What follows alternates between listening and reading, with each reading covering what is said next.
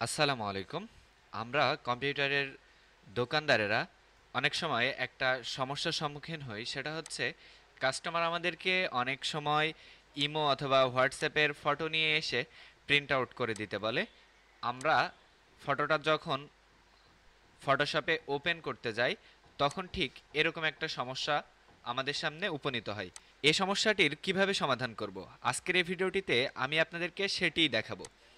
ভিডিওটি শুরু করব তার আগে এই ধরনের নিত্য নতুন টিপস অ্যান্ড ট্রিক্স পেতে অবশ্যই আমার চ্যানেলটি সাবস্ক্রাইব করতে একদমই ভুলবেন না। চলুন দেখে নেওয়া যাক।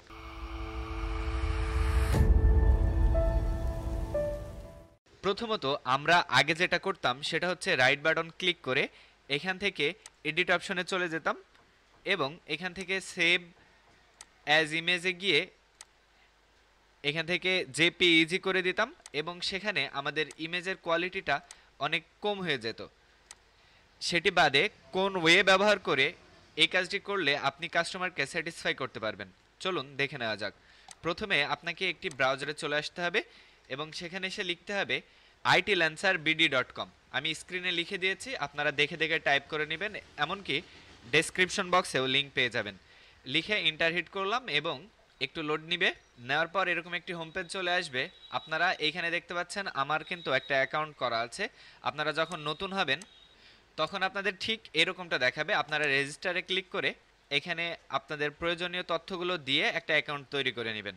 প্রথমত দোকানের নাম, পরে মোবাইল নাম্বার, পাসওয়ার্ড, উপজেলা এবং ইমেইল দিয়ে রেজিস্টারে ক্লিক করে একটি রেজিস্ট্রেশন করে নেবেন, অ্যাকাউন্ট তৈরি করে নেবেন। আমার অ্যাকাউন্ট করা আছে, আমি এখান থেকে লগ ইন করে দিচ্ছি। লগ ইন করার পর এরকম একটি ইন্টারফেস আপনাদের সামনে চলে আসবে। এখান থেকে ইমো ফটো কনভার্টার এই অপশনটি সিলেক্ট করে নেবেন। নেওয়ার পর আপনাকে আরও একটি নতুন ট্যাবে নিয়ে চলে যাবে।